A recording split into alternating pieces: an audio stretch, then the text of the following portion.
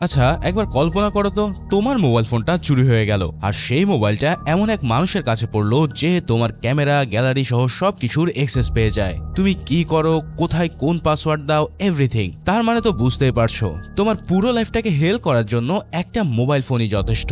ঠিক এমনই ভাবে নামি নামের এই মেয়েটার ফোন হারিয়ে যায় আর এরপরে তার লাইফে নেমে আসে একের পর এক ভয়াবহতা। কে তার ফোনটা হ্যাক করলো আর হ্যাক করে তার সাথে কি কি ব্ল্যাকমেলিং শুরু হলো, এই সব প্রশ্নের উত্তর দিতে হাজির হলাম সাউথ কোরিয়ান মুভি আনলকের এক্সপ্লেনেশন নিয়ে। তো চলো আর প্যাচাল না বাড়িয়ে শুরু করা যাক আজকের মুভি এক্সপ্লেনেশন।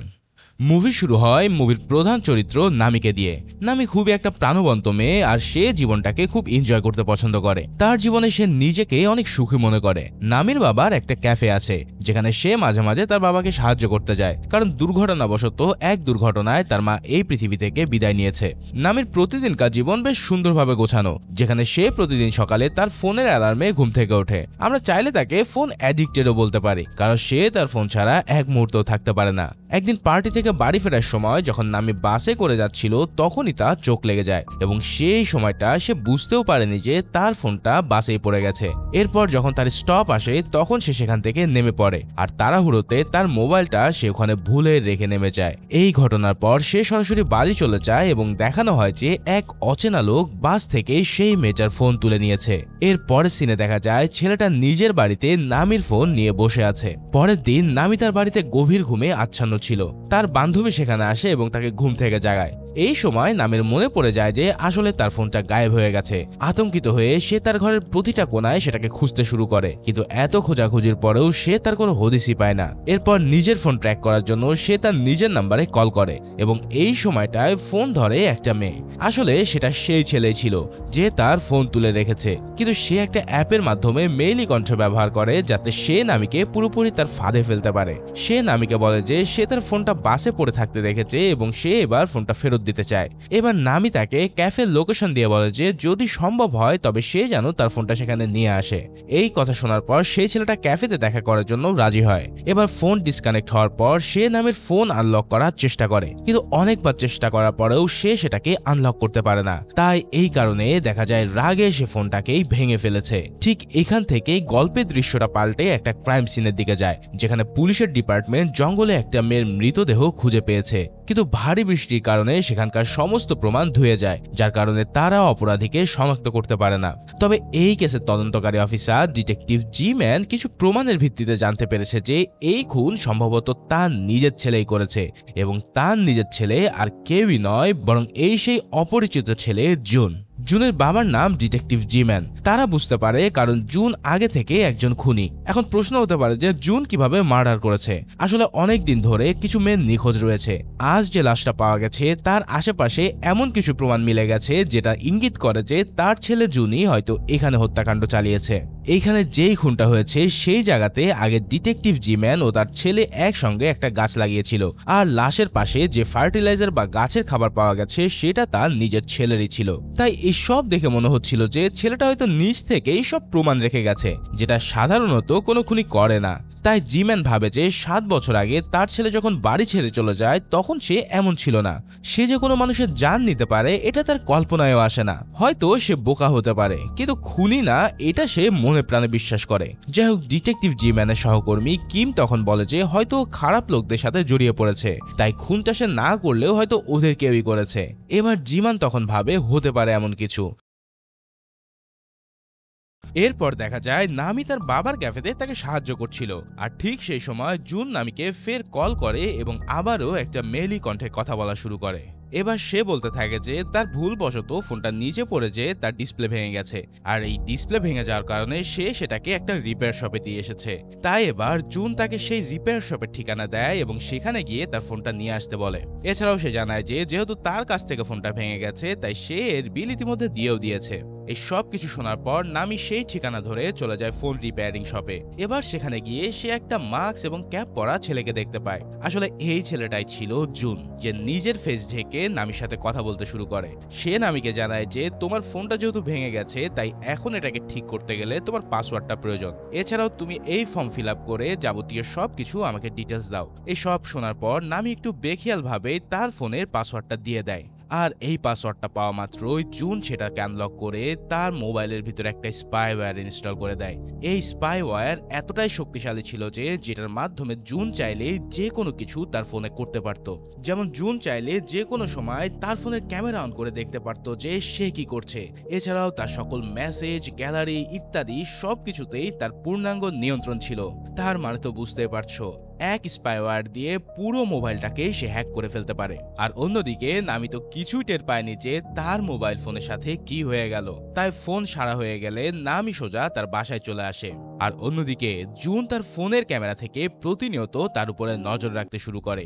এছাড়াও সে শুনতে থাকে নামি কার কার সাথে কথা বলে এবং কি কি কথা বলে। এই সব কিছু জুন তার খাতায় খুব সুন্দরভাবে নোট করতে থাকে, কেননা এই সব কিছু দিয়ে সে এবার নামিকে একটা প্রেমের ফাঁদে ফেলতে চায়। যাই হোক, পরের দিন সন্ধ্যায় সে এবার মাস্ক ছাড়াই নামিদের ক্যাফেতে আসে। তবে এবার নামি তাকে চিনতে পারে না।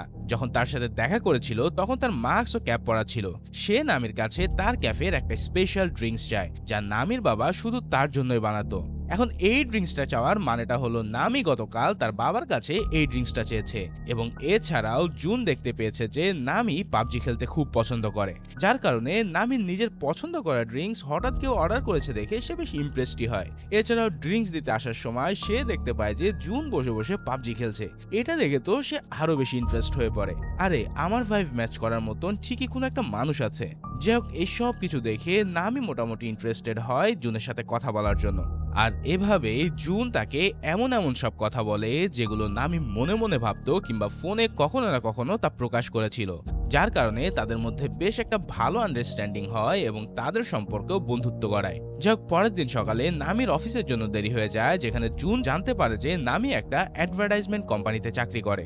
সে কোম্পানির একজন পরিশ্রমী ও বিশ্বস্ত কর্মচারী এবং তার ভালো কাজ দেখে তার বস তাকে একটা নতুন প্রজেক্টে কাজ করার জন্য দ্বিগুণ বেতন অফার করে। এই সাথে সাথে সে এটাও বলে যে এই দ্বিগুণ বেতনের কথা যেন কোম্পানির আর কেউ জানতে না পারে। কিন্তু কোম্পানির কেউ জানতে না পারলে কি হবে, জুন কিন্তু সাথে সাথে সব জেনে যায়। অন্যদিকে ডিটেকটিভ জিম্যান তার ছেলে অর্থাৎ খুনের ঘটনা সম্পর্কে তার স্ত্রীকে জানায় যে সম্ভবত তাদের ছেলে একটা খুন করেছে। তার স্ত্রী বলে যে তাদের ছেলে এমন কিছু করতেই পারে না। জবে জিম্যান তার স্ত্রীকে বলে যে সে তার ফোনে এবং তার চ্যাটগুলো পড়ে ফেলেছে, তাই তার কাছে যেন সে তার ছেলেকে নিয়ে কোনো কিছু না লুকায়। তবে সে বলে যে সে সত্যিই জানে না সে কিসের ব্যাপারে আসলে কথা বলছে। ঠিক তখনই ডিটেকটিভ জিম্যানের সহকারীর ফোন থেকে একটা মেসেজ আসে যে তারা ইতিমধ্যে একটা লোকেশন ট্রেস করে ফেলেছে। তাই জিম্যান তৎক্ষণাৎ সেখান থেকে বেরিয়ে যায়। সে সময় নষ্ট না করে জুনের লোকেশনে পৌঁছে যায়। আর এইখানে এসে সে যা দেখতে পায় তাতে তার মাথার হুঁশ একদম উড়ে যায়। সে দেখতে পায় পুরো রুমের ভিতরে ছড়িয়ে ছিটিয়ে আছে অসংখ্য নোটস এবং এক ব্রিফকেস ভর্তি কয়েকটা মোবাইল ফোন। এছাড়াও সে সেই অ্যাপার্টমেন্টে ওই মেয়েটার ছবি পায় যার বডি গত রাতেই তারা খুঁজে পেয়েছিল। এছাড়াও এইসব ছবি ও অন্যান্য প্রমাণ দেখার পর তার সন্দেহ আরো গভীর হয় যে তার ছেলে নিশ্চয়ই এই খুনটা করেছে। এবার জিম্যান জুনের বাড়িতে আলাদা আলাদা মেয়েদের ফোন এবং তাদের মেসেজও খুঁজে পায়। তবে তার আগে সে আরো অনেক কিছু দেখতে পায় যা দেখে সে একেবারে হতবাক হয়ে পড়ে। ঠিক এই মুহূর্তে জুন নামির সাথে দেখা করে তার বাসায় ফিরে আসছে। তবে বাসার লক খুলতে যেয়ে তার কেমন যেন সন্দেহ হয় যে ভিতরে নিশ্চয়ই কেউ প্রবেশ করেছে। তাই সে জানালা দিয়ে উকি দিয়ে দেখতে পায় যে স্বয়ং তার বাবা এসেছে তার খোঁজ নিতে। এই সব কাণ্ড দেখে সে মুহূর্তেই বুঝে ফেলেছে তার বাবা ইতিমধ্যে বুঝে ফেলেছে যে এই খুনগুলো জুনই করেছে। এখন তার বাবাকে যে করে হোক এখান থেকে মিসলিডিং করতে হবে। তাই সে এবার একটা তার ছবি তুলে তার বাবার ফোনে পাঠিয়ে দেয় এবং তাকে কটাক্ষ করে বলে যে কি আমাকে খুঁজতে এতদূর চলে এসেছো। এই মেসেজ দেখতে পেরে জিম্যান বুঝতে পারে যে তার ছেলে আশেপাশে আছে। তাই সে সব কিছু ফেলে দিয়ে তার ছেলেকে ধরার জন্য বাইরে বেরিয়ে পড়ে। কিন্তু সেখানে বেরিয়ে সে কাউকেই খুঁজে পায় না এবং এরপরে আবারও যখন সে ঘরে ঢোকে তখন সে দেখতে পায় পুরো ঘর একেবারে ফাঁকা। এই কাণ্ড দেখে সে বুঝতে পারে যে তার ছেলে ইতিমধ্যে তাকে বোকা বানিয়ে সব প্রমাণ নিয়ে পাগার পার হয়ে গেছে। আসলে জুন সেখান থেকে তার মেইন ব্রিফকেসটা নিয়ে যায়। আসলে এই ব্রিফকেসের মধ্যে ছিল 8টা হারিয়ে যাওয়া মেয়ের মোবাইল ফোন। আর এই 8টা হারিয়ে যাওয়া মোবাইল ফোন মানে তো তোমরা বুঝতেই পারছো, হয়তো জুন একজন নয়, এরকম প্রায় 8টা মেয়েকে হত্যা করেছে। এই কাণ্ডের পর সে আবারও নামের বাবার ক্যাফেতে আসে আসে এবং এবার এসে তার বাবার কাছে সে একটা ড্রিঙ্কস চায়। নামির বাবা তাকে সেই ড্রিঙ্কস দিতে অস্বীকার করে, তবে জুন বলে যে সে তাদের নিয়মিত খদ্দের আর সবসময় এখানে এসে এই ড্রিঙ্কসটাই পান করে। কিন্তু নামির বাবার চোখ ফাঁকি দেওয়া সম্ভব না। সে এই ছেলেটাকে এর আগে কোনোদিন ক্যাফেতেই দেখেনি, তাই তার মনে একটা সন্দেহ জেগে গেলে সে বলে, আচ্ছা ঠিক আছে, আমি তোমাকে বানিয়ে দিচ্ছি, কেননা আমি পরিচিত কাস্টমারের মুখ কখনো ভুলি না। তবে এই কথাটা শুনে জুন বুঝতে পারে যে তার বাবা নিশ্চয়ই কোনো কিছু সন্দেহ করছে, তবে সে সেটাকে তোয়াক্কা না করেই বসে পড়ে ড্রিঙ্কসটা পান করার জন্য। কিন্তু এরপরে নামি ও তার বাবা যখন বাড়ি ফিরছিল তখন সে নামিকে বলে যে এই জুন ছেলেটার থেকে দূরে থাকার জন্য, কেননা তার কাছে মনে হচ্ছে জুনের কোনো গোপন মতলব আছে। এছাড়াও সে হুটহাট করে এত সব ডিটেলস কিভাবে জানতে পারছে সেটাও তার মাথায় আসছে না, কেননা নামির কি পছন্দ অপছন্দ এই সব কিছু সহজে অপরিচিত কারোর জানা সম্ভব না। তাই নামির বাবা তাকে বারবার করে নিষেধ করতে থাকে এই ছেলেটার সাথে যেন গভীরভাবে না মেশা হয়। কিন্তু নামি ইতিমধ্যে জুনের প্রতি বেশ দুর্বল হয়ে পড়েছে, তাই যার কারণে সে বাবার সাথে এক প্রকার রাগ করে গাড়ি থেকে নেমে পড়ে। আর এই সব কথাগুলো দূর থেকে জুন তার স্পাইওয়্যারের মাধ্যমে শুনে ফেলে, আর সে বুঝতে পারে যে ইতিমধ্যে তার ফার্স্ট স্টেপের কাজ শেষ হয়ে গেছে, আর কেবলই বাকি আছে নামির বাবাকে একটু টাইট দেওয়ার। এখন নামির বাবাকে টাইট দিতে যাওয়ার জন্য সে এবার নামি সেজে তার বাবাকে একটা এসএমএস পাঠায়। সেই এসএমএস এর মধ্যে সে একটা লিঙ্ক পাঠায় তাদের একটা ফর্ম ফিল আপের জন্য। এবার নামির বাবা কোনো রকম না বুঝেই সেই লিঙ্কটাতে ক্লিক করে আর একটা ফাইল তার মোবাইলে ইনস্টল করে নেয়, যার কারণে সাথে সাথে তার মোবাইলেও স্পাইওয়্যার সেট হয়ে যায়। আর এই মুহূর্তে জুনও তার বাবার ফোনের সকল অ্যাক্সেসের নিয়ন্ত্রণ নিয়ে নেয়। এবার জুন তার বাবাকে পুরো দ্রমে রিসার্চ করতে শুরু করে। এভাবে তার বাবার সকল খুঁটিনাটি জানার পরে এক রাতে যখন নামির বাবা বাইরে যায় ঠিক সেই সময় জুন তাকে কিডন্যাপ করে ফেলে। এরপর সে তার বাবার হাত পা বেঁধে তাকে আটক করে রাখে। মূলত এখান থেকে জুন তার মেন কাজ শুরু করে দেয়। সে এবার নামের মোবাইল ফোনে ইনস্টাগ্রামে যায় আর সেখানে গিয়ে সে তার বসের নামে বিভিন্ন খারাপ কথা লিখে পোস্ট করতে থাকে, যার কারণে নামি সকালবেলা উঠে দেখতে পায় যে তার সোশ্যাল অ্যাকাউন্ট থেকে শুরু করে কল লিস্ট পর্যন্ত মানুষের কল আর মেসেজে পরিপূর্ণ হয়ে গেছে। সে তো হঠাৎ এত নোটিফিকেশন দেখে ঘাবড়ে যায় এবং আরো ঘাবড়ে যায় যখন সে দেখতে পায় তার বস ও কোম্পানির নামে এমন উল্টাপাল্টা কথা বলার কারণে সবাই তার উপরে ক্ষেপে রয়েছে। এই দৃশ্য দেখে নামি যেন তার নিজের চোখ বিশ্বাসই করতে পারে না। সে দিব্যি বুঝতে পারছে যে সে কখনোই এরকম কাণ্ড ঘটাতেই পারে না। এখন কে এই কাজ করলো সেটা জানার জন্য সে তাড়াতাড়ি অফিসের উদ্দেশ্যে রওনা দেয়। তবে সেখানে গিয়ে সে জানতে পারে যে এই অফিসে তার জন্য আর কোনো জায়গা খালি নেই। এছাড়াও সবাই তার উপরে প্রচন্ড রেগে আছে। সে তার বসকে অনেকভাবে বোঝানোর চেষ্টা করে বলে যে বিশ্বাস করো, এর পিছনে আমার কোনো হাত নেই, নিশ্চয়ই আমার ফোনটা হ্যাক হয়ে গেছে। কিন্তু তার বস তার কোনো কথা না শুনে তাকে চাকরি থেকে বের করে দেয়। এরপর এক রাশ হতাশা নিয়ে নামি চলে যায় পুলিশ স্টেশনে আর পুলিশকে সব ঘটনা খুলে বলে সে একটা সাধারণ ডায়েরি করে আসে। তো বুঝতেই পারছো ধীরে ধীরে জুন নামের জীবন থেকে সমস্ত সুখ কেড়ে নিতে শুরু করেছে। এদিকে নামি কি করবে তা ভেবে না পেয়ে তার বান্ধবীর কাছে যায় এবং তাকে পুরো ঘটনাটা খুলে বলে। এই সময় তার বান্ধবী নামিকে থানায় নিয়ে যায় এবং সেই লোকটাকে খুঁজে বের করতে বলে যে নামির ফোন থেকে সব কাজ করেছে। কিন্তু পুলিশরা তাদেরকে সাহায্য করতে অস্বীকার করে বলে যে এই সব ঘটনা অনলাইনে হয়েছে এবং দেখে মনে হচ্ছে যে এই ফোন থেকে তুমি নিজে এই কাজ করেছো, অর্থাৎ আমাদের ডিপার্টমেন্টের খুঁজে বের করা সম্ভব না যে আসলেই এই কাজটা কে করেছে। এই সব কথা শুনে নামির বান্ধবী প্রচন্ড রেগে যায় এবং সে তার রাগ কন্ট্রোল করতে না পেরে সেখানে আক্রমণাত্মকভাবে জবাব দেয়। কিন্তু এই সব কিছু করেও কোনো লাভ হওয়ার ছিল না, তাই তারা দুজনে সেখান থেকে বেরিয়ে আসে। ঠিক এই সময় নামির কাছে তার বাবার মোবাইল থেকে একটা মেসেজ আসে যে আজকে কফি শপ বন্ধ থাকবে। কিন্তু এই মেসেজটা আসলে জুনই তার বাবা সেজে তাকে পাঠিয়েছিল। যা কয়েকদিন বন্ধ থাকার পর নামি আর তার বান্ধবী তাদের কফি শপে বসে কথা বলছিল। আর ঠিক এই সময় জুন এখানে এসে হাজির হয়। নামির তখন মনে হতে থাকে যে জুন হয়তো তাকে সাহায্য করতে পারবে, কারণ জুন তাকে মিথ্যে পরিচয় দিয়ে বলেছিল যে সে একজন সাইবার সিকিউরিটি পার্সন, যার কারণে জুনকে দেখে সে তার সব কথাগুলো খুলে বলে। এছাড়াও সে তাকে তার ফোনও দেয় যাতে জুন ফোনটা পরীক্ষা করে দেখতে পারে আসলে এই ফোনের সাথে কি হয়েছে। এবার জুন হেব্বি নাটক করে তার ফোনটা নিয়ে নেয় এবং পরক্ষণে জানায় যে তার ফোনে কেউ একজন স্পাইওয়্যার ইনস্টল করেছে। এটা এমন একটা সফটওয়্যার যার মাধ্যমে অন্য কেউ তার ফোনের সমস্ত তথ্য ও অ্যাক্সেস নিতে পারে। এরপর জুন ফের নামিকে ম্যানিপুলেট করার চেষ্টা করতে থাকে এবং তাকে বলে কিছুক্ষণ একা বাইরে আসতে। এরপর জুন নামির ফোন থেকে সেই স্পাইওয়্যারটা আনইনস্টল করে দেয়। তবে এবার জুনের দরকার ছিল তার মনে একটা সন্দেহ তৈরি করা, আর যার কারণে সে নামিকে বলে যে কিছু গোপন কথার জন্য প্লিজ একটু বাইরে আসো। এবার নামি একা একা বাইরে আসলে সে বলে যে আচ্ছা তুমি একটা কথা বলো তো, তোমার ফোনের পাসওয়ার্ড তুমি ছাড়া আর কে জানে? জবাবে নামি জানায় আমার ফোনের পাসওয়ার্ড একমাত্র আমার বান্ধবী ছাড়া আর কেউই জানে না। তখন জুন বেশ গম্ভীরভাবে বলে যে ব্যাপারটা বলা ঠিক হবে কিনা আমি জানি না, তবে আমার মনে হয় তোমার বান্ধবী এই স্পাইওয়্যারটা ইনস্টল করেছে। এই কথাটা শুনে হঠাৎ করে নামের মনটা ভীষণ খারাপ হয়ে যায়, এবং যেহেতু সে জুনকে আগে থেকেই বেশ বিশ্বাস করে নিয়েছে তাই এই কথাটাও তার বুকে বাঁধে। যাই হোক, এরকম কান পড়া খেয়ে সে তার ক্যাফেতে আবারও ফিরে আসে। এই সময় তার বান্ধবী একটা ভিডিও দেখিয়ে বলছিল যে দেখ, এই 8টা মেয়ে নিখোঁজ রয়েছে। তবে অনেকক্ষণ ধরে সে চুপ করে থাকার পর হঠাৎ সে নিজের নিয়ন্ত্রণ হারিয়ে ফেলে এবং তাকে সব কথা শুনিয়েও জিজ্ঞেস করে যে আচ্ছা, তুমি কি আমার সাথে এমন করেছো? কারণ আমার ফোনের পাসওয়ার্ড একমাত্র তুমি জানো। এবার বলো প্লিজ আমাকে, কেন তুমি আমার সাথে এটা করলে? এই কথা শুনে তার বান্ধবী তাকে বলে, তোমার কি সত্যি মনে হয় আমি তোমার সাথে এমন কিছু করব? তুমি এটা ভাবলে কি করে? এই কথা বলে সে প্রচন্ড রাগ করে সেখান থেকে বেরিয়ে যায়, কিন্তু যাওয়ার আগে তাকে সে বলে যেন সে আর কখনো তার সাথে যোগাযোগ না করে। যাই হোক, এই সব কথাগুলো কিন্তু জুন বাইরে থেকে দাঁড়িয়ে দাঁড়িয়ে দেখছিল আর শুনছিল।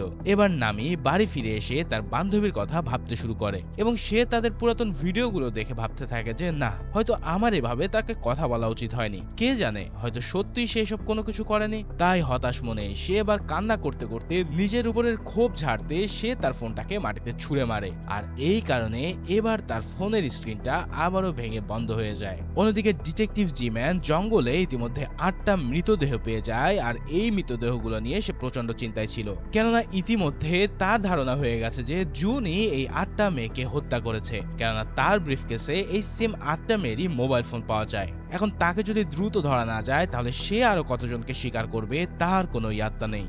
তাই তারা জুনকে খুঁজতে বের হয় এবং ভাগ্যক্রমে তারা সেই রিপেয়ারিং শপের ব্যাপারে জানতে পারে যেখানে সে ওই মেয়েদের ফোনে স্পাইওয়্যার ইনস্টল করত।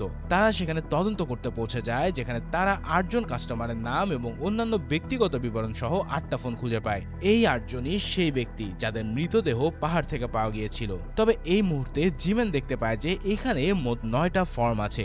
এছাড়াও সে জুনের বাড়িতে নামি নামের একটা মেয়ের বিবরণও দেখেছিল, কিন্তু তার আগে সে আরো কিছু দেখতে পায় যা জুনের সমস্ত প্রমাণ মুছে দিয়েছিল। কিন্তু তারপরে সে আরো কিছু যখন দেখতে যায় তখন জুন হঠাৎ এসে তার সমস্ত প্রমাণ মুছে দিয়েছিল।